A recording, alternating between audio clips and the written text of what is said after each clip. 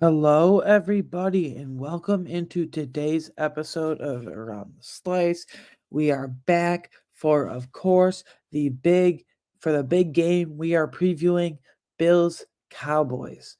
So, if let's just, without further ado, let's just get started because this is a huge monumental game. Not only the Bills' playoff chances, but maybe for the Bills' AFC East chances.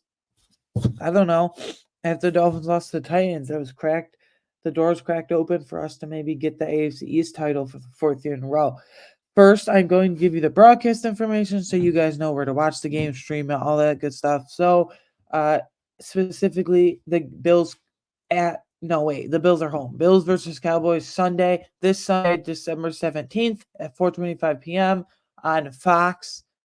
You know how I feel about Tony Romo, but since it's not on CBS and he works for CBS, there's no risk of having Tony Romo. Jim Nantz is okay, but there's no risk of having Tony Romo do this game. It'll be Kevin Burkhardt and Greg Olson. It'll be interesting to see, though, because the Cowboys are always on Fox, always on national TV, and the Bills are like never on Fox unless they play an NFC powerhouse like the Cowboys here. So, yeah, that's the broadcast information. Let's get into some injury news. So this literally broke like this morning. So Sean McDermott, he was on his weekly Friday segment on WGR 550, local radio station based in Buffalo. He always appears there to give injury updates and whatnot going into the game. And he said defensive end AJ Epinesa and safety Micah Hyde have both been ruled out for Sunday. Now, unfortunately, it was trending towards this direction, right? AJ Epinesa exited last game pretty early on with a rib injury and didn't return. Mike I got banged up twice in the second one. Second one left him out of the whole fourth quarter pretty much because he got banged up late in the third quarter, like I just said. So, yeah, unfortunately, those two are out.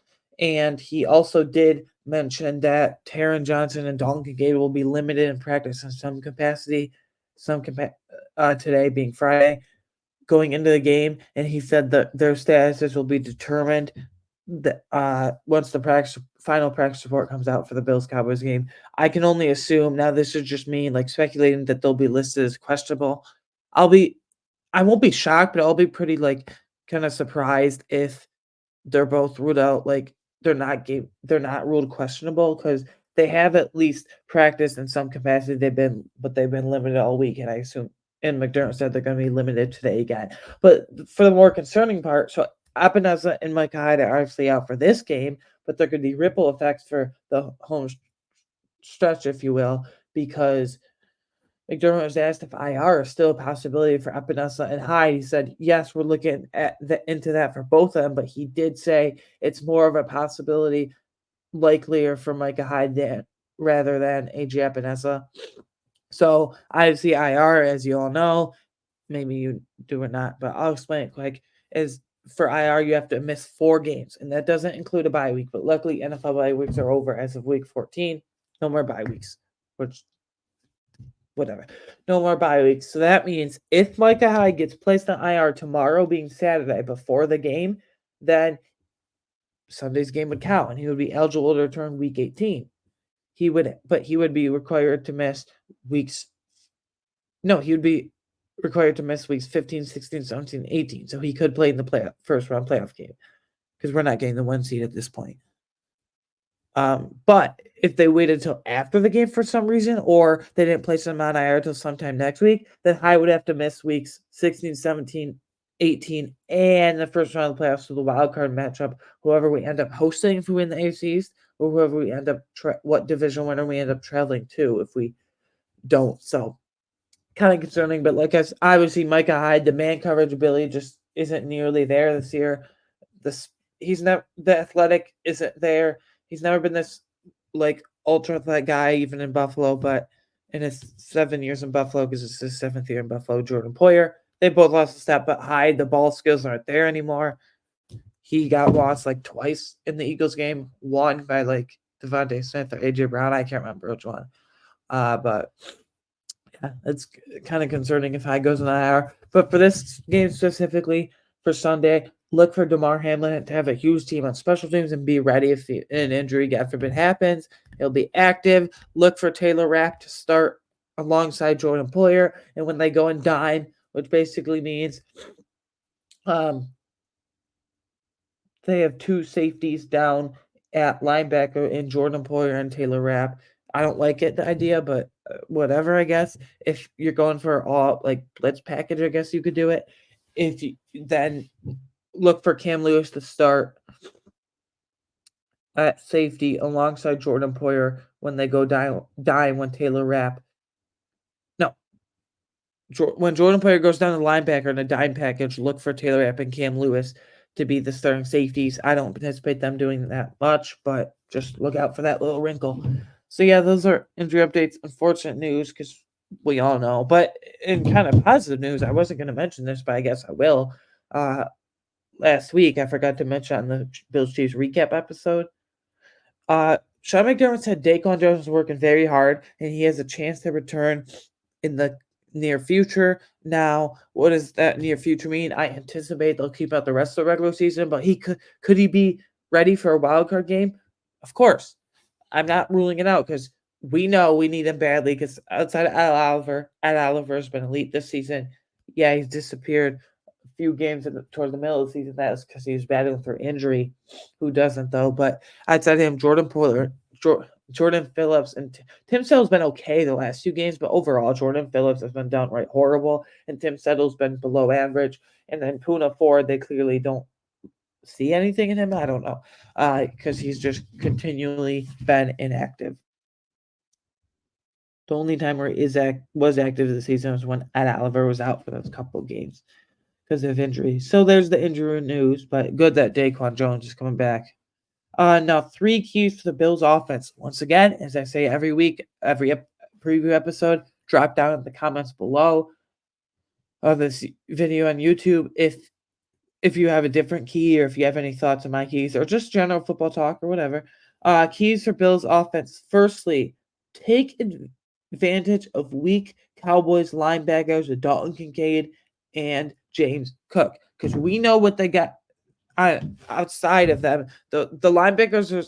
I wouldn't say it's downright awful, but it's a weak spot for sure. Because on the defensive line, I'll talk about that in a minute. Defensive line is stacked. They got starters, and rotational pieces. A couple there, and then their secondary. You're not throwing on them. You got Stephon Gilmore to run. I know there's no Trayvon Diggs. By the way, that would have been very very cool to see. Stephon Diggs versus Trayvon Diggs. I feel like Steph would have had the match, would have got the win there because Trayvon Diggs has amazing ball skills as he had 11 interceptions a couple years ago in the 2021 season it was, but he gives up a lot. Like he gets burned a lot in terms of like air yards allowed and stuff. But he's not playing, but even though he's not playing, like this might be sound ruthless to say because he's injured, but like this is a revenge game for Josh Allen versus Stephon Diggs. Throw this in me. I'm gonna do this, aren't I? This is a revenge game for Josh Allen versus Trayvon Diggs. I know Trayvon's injured, but Trayvon said he wasn't there until my brother got there. He wasn't good until my brother got there. This and that. Go ask Jalen Ramsey how that went criticizing Josh Allen's rookie year, calling him trash. Since then, Jalen Ramsey has apologized a bunch of times, but go ask how that's gone. So, um, yeah. So I feel like Trayvon just ignited something in Josh Allen there, and I don't think he'll forget. He won't admit it, but yeah. But that second D line, you're not running the ball on D line linebackers. I'll talk about the two in a second that we can pick on. But secondary, Stephon Gilmore and Deron Bland at corners, and then you have J-Ron Curse, Donovan Wilson, Malik Hooker at safety. Like you're not throwing on that, and like no Trayvon Diggs, but it's still like an elite unit. Deron Bland has no, that's wrong. Deron Bland has 7 interceptions this year and 5 pick sixes. Like he has more touchdowns this year than a good amount of receivers in the NFL. Like it's crazy. The guy's just a ball magnet and a ball hawk, if you will. Well, not if you will, he is. So you're not throwing on that, but the two linebackers I want to pick out with Dalton Kincaid and James Cook, Damone Clark and Marquise Bell. Now, Marquise Bell is a converted his rookie year in Dallas, which is last year. I think it's his second year in the league. He was a safety linebacker hybrid. Now he's pretty much strictly a linebacker. He's very athletic. Damone Clark and Marquise Bell are very athletic guys. They're more tackling machines than downhill players. They're more tackling machines and downhill players than coverage guys. Marquise Bell's a bit better in coverage than Damone Clark, but I still say both of them are average in coverage. So the reason I point out Dalton Kincaid, excuse me, and James Cook in particular is because if you continue with the 12 personnel and now that Knox is back, which again, I don't agree with that because the emergence includes Shakir. But if you want to insist on it, then fine. Dawson Knox, traditional tight end, whatever. And then Dalton Kincaid's your quote unquote flex tight end in the slot. And if you please put him in the slot because you can pick on Damone Clark, you can pick on Marquise Bell. Not the best coverage players, average, I would say. And then to put it lightly. And then James Cook, same thing. Use jet sweeps out of the backfield. Use pitches out of the backfield. Line him up in the slot sometimes. I just want to pick on the weak because you're not going deep on the secondary. You're not running.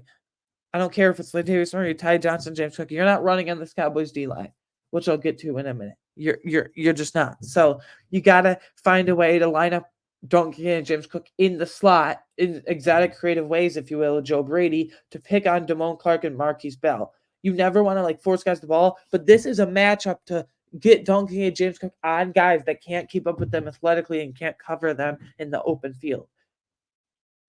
So yeah, use that matchup to your gain, to your advantage, I should rather, if you will.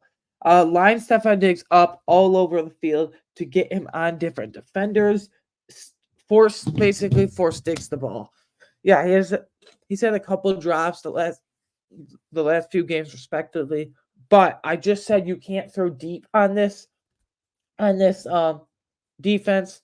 You know, with all the secondary I just mentioned, led by Duran Bland, Stephon Gilmore, and then the safeties I mentioned. I'm not going over them again. But line Stephon Diggs up in the slot. Have him take advantage of Damone Clark and Marquise Bell. Now, yes, in that situation, you might have a safety buzz down in like Jaron Curse or Malik Hooker probably, but Diggs can probably still handle them. Maybe not with ease, but you can still handle them because one-on-one with Stephon Gilmore or Duran Bland the whole game is not going to work. You got to get them up on different defenders because if Diggs is always in the same exact spot, they'll know what to throw at him. They can just throw Duran Bland at him, throw Stephon Gilmore at him. Get him going in different areas of the field. I don't know if I'm explaining this well, but like if he lines up in the same spot, then that Gilmore will know what's coming. He'll know his route. He'll know his release off the line. Line on the other side of the field, Bland will know. So line him up in the slot. Maybe he takes advantage of those weak linebackers. Maybe he does some pre-snap motion. He's not even the one getting the ball. He just distracts Gilmore or to come over him, and that opens up someone else like Donkey and James Cook to take advantage of those weak linebackers. So lining up Diggs all over the field for himself, but also pre-snap to distract other players. I know the Bills are one of the worst, if not the lowest, pre-snap motion team percentage in the league, but you got to do it. So, and then my final key for the Bills offense line in all caps must hold up against a very speedy and athletic Cowboys defensive line.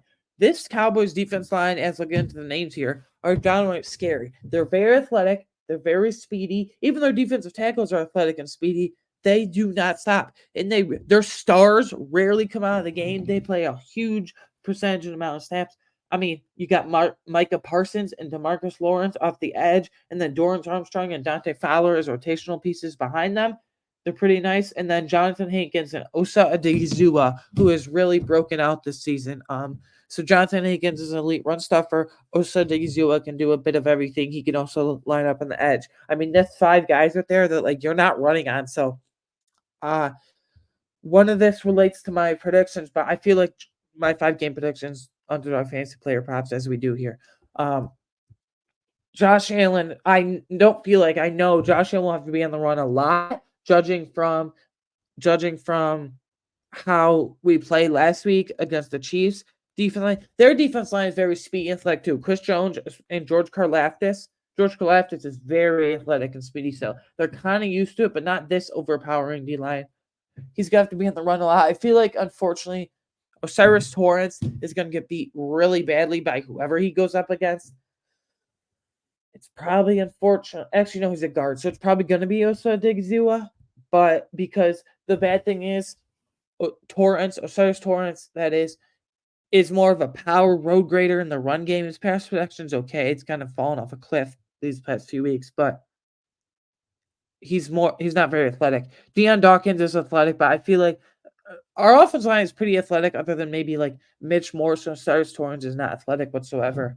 Like I said, Boley in the run game, but you're gonna have to do something here. Bring in Knox to help double team Micah Parsons, but that leaves Odigizua open or Hankins to stop the run or someone else. I mean, I don't know how this is gonna go, but I feel like the Cowboys D line is gonna blow up our offensive line, unfortunately. You just have to be realistic. And then 3 keys for the Bills defense, same thing down the comments below. Share your thoughts. Excuse me. 3 keys to the Bills defense. Don't get overwhelmed. This sounds like there's very simple, but don't get overwhelmed by Cowboys superstars on offense. Dak Prescott, Tony Pollard, CeeDee Lamb. Like, you gotta not get stuck in the star power. Yes, they are superstars. Yes, I'm calling Dak a superstar. Dak haters, whatever. You gotta stay in your lane. If you gotta combat this like Rasul Douglas and Christian Benford. Don't get overpowered by CeeDee Lamb just because he's a superstar. Tony Pollard, I'm fearful. Like, Ed Oliver's he's still not the best run defender. He's been elite pass rusher this season, but he's a great run defender this season. Um, but outside of him, I'm very nervous for Tony Pollard. Just don't get stuck in your tracks, if you will. Don't get overwhelmed by these superstars in Dak, CeeDee Lamb, and Tony Pollard. Have a plan for them and know how to combat them diligently, and efficiently. Next here, second key for the Bills defense. Someone must step up in the absence of A.J. Epinesa, especially against an elite Cowboys offense line. So Von Miller and Shaq Lawson. Listen, Von Miller, terrible. He's even regressed as the game has gone on. In the Chiefs game, I talked about this in the Bills Chiefs recap episode. Go check that out. Lots of good stuff there. A lot about the Patrick Mahomes situation, but whatever. Talking about this preview specifically. Von Miller, I don't know. Maybe he's juiced up because he went to Texas A&M and he's from Dallas and maybe playing his hometown team. And he was very close to signing with the Cowboys in free agency. I don't know. At this point, just leaning to Shaq Lawson or hell, maybe even Kingsley Jonathan because Von Miller isn't doing anything. I'm not worried about Greg Rousseau and Leonard Floyd. They're fine. But behind them, Von Miller, very concerning. And Shaq Lawson, Kingsley Jonathan, can they step up as their only rotational guys? But the reason I say, especially against this Cowboys elite offensive line, is because going from at left tackle, Tyron Smith, left guard, Tyler Smith, center, Tyler Biadasz, right guard, Zach Martin, and right tackle, Terrence Steele. Now, Martin and Smith, especially Tyron Smith, are getting up there in age, but they're still playing elite football. And then Tyler Smith kind of had an up and down rookie year. He's bounced back and one of the better guards in football now. Tyler Biadasz is just a steady center, maybe not much ceiling, upside athletically. And then Terrence Steele, I think second full year starting, he's just developed a really nice young player for them. So you might have to bull rush with 2 different guys. You might have to kick Greg Rousseau inside because Jordan Phillips and Tim Settle just don't do anything. But you're going to have to find mismatches somehow. I mean, this game will be about the trenches. It will be about the Bills O-line versus the Cowboys D-line. It will be about the Bills D-line versus the Cowboys O-line. This game is going to be about the trenches. Yeah, you have superstars all over the place. Josh Allen, Stefan Diggs. And then on the other side, you have the vaulted defense, and then, CeeDee Lamb, Tony Pollard, Dak Prescott, all that. But this is going to be about the trenches. Who wants to be the more physical team, if you will? Who wants it more? So I feel like the Bills, but you're going to have to find mismatches. I don't know how, but you're going to have to find mismatches. And third and final key for the Bills defense here, make Dak, this is the thing about the trenches again, make Dak throw off platform / on the run by getting consistent defensive line pressure, which will hopefully lead to turnover opportunities. Pressure. Greg Rousseau and Leonard Floyd. You got to be on it. And then maybe Van Oliver, but specifically edge guys. You got to be on it. And then Von Miller, lost all hope in him, but can Shaq Lawson and Kingsley Jonathan step up from rotational guys? Kingsley Jonathan even being inactive last week, playing actually a decent amount of snaps in the absence of A.J. Epinesa. I feel like Shaq Lawson's a sneaky guy that's going to have to step up huge for this game. But if you consistently get pressure, with the Chiefs last week, their pressure was inconsistent. when they did get pressure, they didn't bring him down. But when they didn't, then Pedro kind of diced them up. But you got to get consistent pressure on Dak. Dak is not an off-platform thrower. He's not like Josh Allen, where he's making spectacular sideline throws, where he's making spectacular, Herculean Superman run throws on the run. Not where he's making quote unquote freak show throws, as I explained in the recap last week or on Tuesday, 3 days ago, I should say. So, back to what I was saying. You're gonna have to get that consistent D line pressure because if you can even force him the ball, with Greg Russo's length, force Dak to throw the ball or even hit his arm as he's throwing it, that's turnover opportunities. Taron Johnson has great ball skills for a slot corner. Christian Bedford doesn't have great ball skills, but on the opposite side of him are CB1, Rasul Douglas, amazing ball skills. He's only been in Buffalo, 4 games, and he has 4 or 5 picks already. So, and he forced a couple fumbles and recovered a fumble in there too. So he has great ball skills. So it will merit, as they say in football, the pass rush and covers marries each other. If you can get consistent pass rush on the quarterback, in this case Dak, then you can get consistent turnover opportunities with Rasul Douglas and Taron Johnson and all those guys in the secondary. So I just feel like that will have to match up with each other. But talking about the trenches again, the D line is going to have to be on it this game. Bills O-line and D-line. So, players of the game predictions. These are my players of the game predictions for the Bills offense. I think now this might be kind of obvious, but maybe not because he's got to have a bounce back game here because last couple of games he's had a few drops and uncharacteristic of him. My offense player of the game prediction for me personally is Stephon Diggs.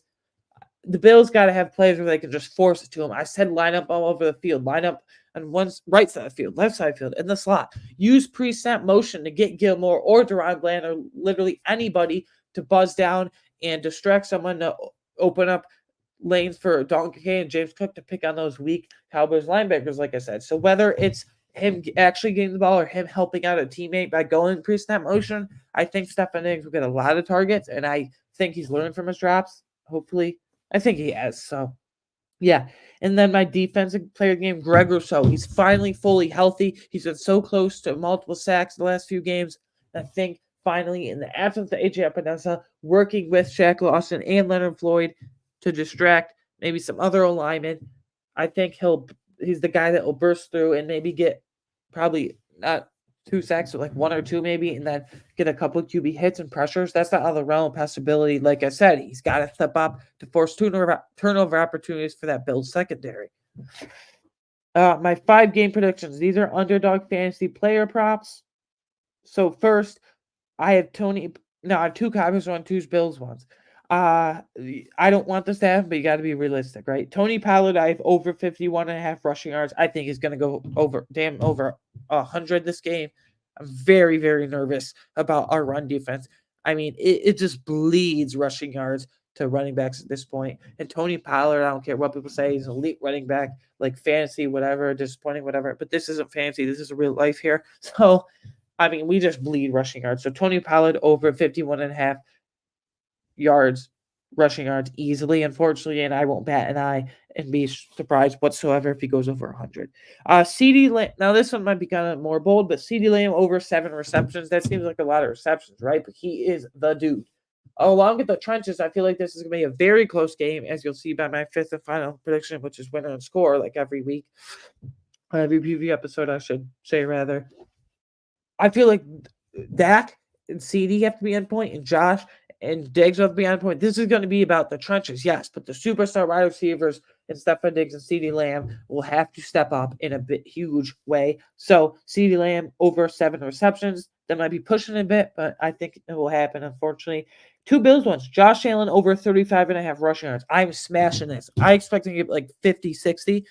Maybe it's 7. No, 50 to 60 is in the range, I think, because, like I said, Dak is not a good thrower on the platform / on the run with our D-line pressure in the whole game, hopefully. Most of the game, I should say.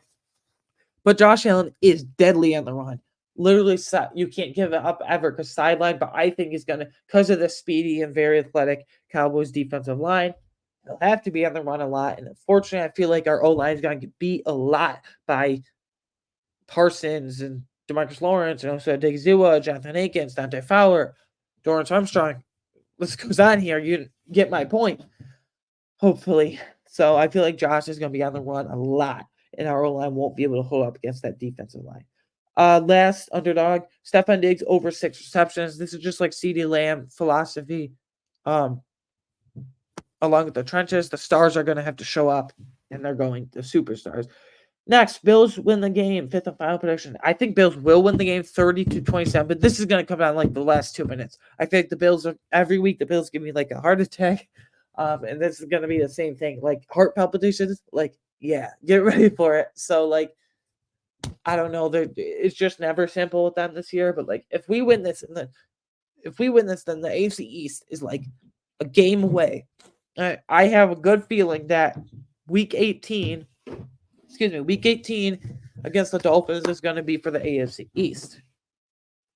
AFC East, look at what is the rest of the division. Speaking of the Dolphins play Jets. I'm never rooting for a division rival, but like, come on, Jets. Like, I really, really want that to happen if the Jets beat the Dolphins. Because if the Dolphins lose and we win, we'll only be exactly one game back, I should say, for the Dolphins for the AFC East leader. And then Patriots versus Chiefs. Please, Patriots. Like, this sounds disgusting and gross to say, but I'm a fan of Bailey Zappi, kind of. Still don't think he's the future, but Patriots versus Chiefs. Patriots are home, so maybe they'll pull off the upset. But if the Chiefs lose, the Broncos win by beating the Lions at Ford Field, then Broncos win, Chiefs lose. They'll both be 8-6, tied for the division lead. And they split their series 1-1 this year. And I think they have the same division record, so that will be very interesting. So I'm rooting for the Jets to beat the Dolphins and the Chiefs to beat the Patriots. NFL topic of the day. Chargers situation. Guys, this is brutal. The Las Vegas Raiders last night on Amazon Prime Video on Thursday Night Football beat the Los Angeles Chargers. This is not a typo or a joke. 63-21. That's how bad it was. It was 42-0 at halftime. How does Brandon Staley still have a job? I'm actually asking. I woke up this morning fully expecting him to be canned, expecting him to be gone. Brandon Staley, and apparently he's hired because he was a defensive mastermind, Rams defensive coordinator. Well, he just gave up 63 points and 4 touchdowns to Aiden O'Connell. And I know everyone's going to say, oh, Houston Stick, quarterback of Chargers. He didn't do too bad either. He got 3 passing touchdowns. That was all run after catch, and that was in garbage time. The whole second half was garbage time because, like I said, it's 42-0 at halftime. And every year, I got to stop doing that. For the last, 3 years, ever since Justin Herbert came in, and I think he's elite. Like, he's just held back by Brandon Staley. Like, get Kellen. I don't understand. Like, get Kellen Moore in there. Like, see what you got in Kellen Moore. It's kind of like the Commanders. They should fire Ron Rivera and have Eric Bieniemy, quote unquote, audition, and then Chargers should fire Brandon Staley, have Kellen Moore audition. From the radio side of things, they should absolutely keep Antonio Pierce. Remember a couple years ago in the 2021 season, halfway through, John Gruden got fired by the Raiders for that scandal thing. I won't get into it. You hopefully know what I'm talking about, but. And then Rich Bisaccia was the interim head coach and led him into the playoffs. Now he's the Packers special teams coordinator. They didn't retain him. They hired Josh McDaniels. Look how that went. So they got to keep their intern this time, Antonio Pierce. But for the Chargers, I mean, they have superstars on offense, literally superstars. They might be declining, but Justin Herbert, Austin Eckler, Mike Williams, Keenan Allen, QJ, Quentin Johnston, who's been really bad this season. But Gerald Everett is a pretty serviceable tight end, but slightly above average, I would say, in this league. And then on defense, the defense should not be this bad. On defense, you got Joey Bosa, although he's injured right now in NIR, but Joey Bosa, Khalil Mack, Derwin James, and Asante Samuel Jr. in secondary. That is superstars on defense, and you got to maximize that. Like Brandon Staley, I'm sorry, Kellen Moore should be the next head coach of this team. It was embarrassing. I don't know. So, yeah. Anyways, guys, thank you for listening to today's episode.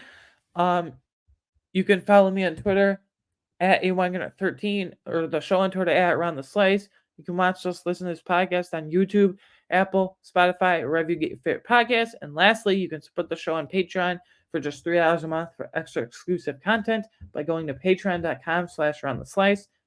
I will see you next time. This is a huge game, not only for the playoffs, but for the AFC East picture as a whole. And I will see you next time. Bye.